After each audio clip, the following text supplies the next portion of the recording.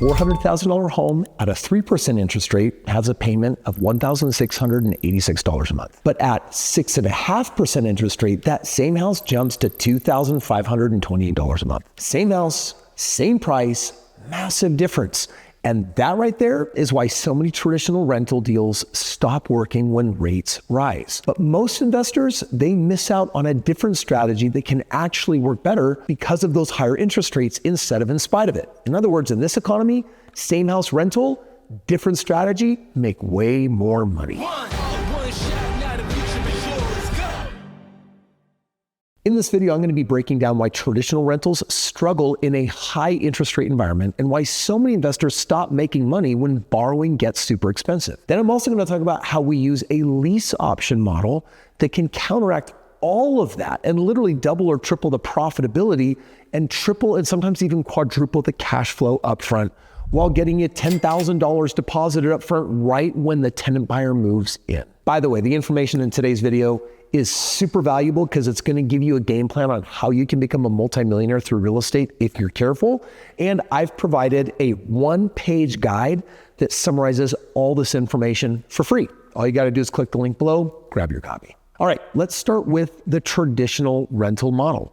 You buy a property, you put a tenant in it, and then you try to make money on the spread between your costs and the rent. The spread, if it's positive, is called a positive cash flow. So let's say the tenant is paying you $1,500 a month, but your mortgage is $1,200 a month.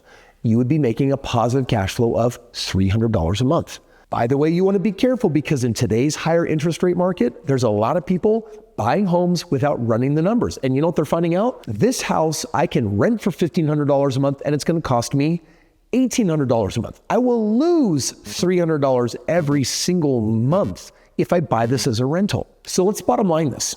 This whole rental strategy, it worked really well up until 2022. But when we saw rates hike, that changed everything because it started squeezing most rentals right out of any type of cash flow. So the mortgage has gone up, it's costing more, rents haven't caught up, and that is what is squeezing your cash flow. Your cash flow in that situation, it's all but gone. And if you're looking at getting into the game of real estate now, there's just a lot of people sitting out on the sidelines saying, this doesn't look smart. And you would be right. You know me though. I hate waiting. And with the right strategy, there's always a way to invest. So let me show you a different strategy. You essentially have 40 years to build retirement, but you probably spend the first 25 of those years dicking around, finding yourself, making dumb financial decisions, then smart ones, and then having them counteract each other, spending money on college and then working a job and squirreling away a little bit of cash in a retirement account. Puke.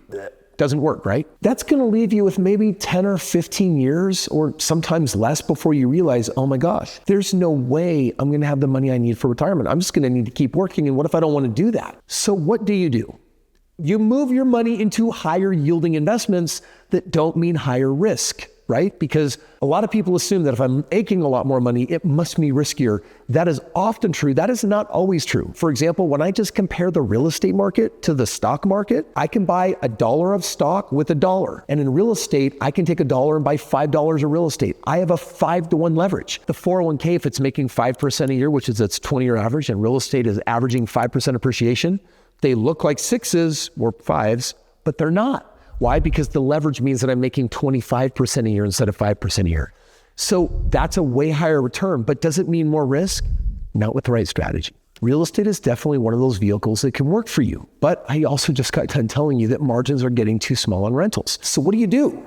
Well, let me start by telling you why interest rates are not hurting me. And I'm doing all of that because I've started switching all of my rentals over to lease option. A lease option gives someone the ability to basically move into a home now, lease it for a period of time. I like to do 24 months and basically get locked into the opportunity of buying the home later during their 2-year contract. What it does is it solves a real problem. It creates a bridge for someone who wants ownership, but can't get ready in today's market with a bank. And let me tell you a secret. The number of people in this position is only growing bigger and bigger and bigger. I am finding a lot of them, and it takes a bit more hustle, but the long-term games compared to a rental are night and day different. Now for the investor, this changes everything because now you're not just offering a rental, you're offering a path to ownership.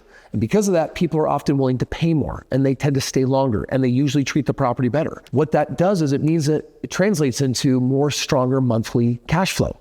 And a portion of that rent does go towards the purchase for them, so there's a benefit for them. The tenant doesn't feel like they're just throwing their rent money away anymore because they have the chance of buying the home if they so choose to execute it. Now, on top of that, you collect an upfront deposit, and that can be $5,000, $10,000, $15,000, $20,000.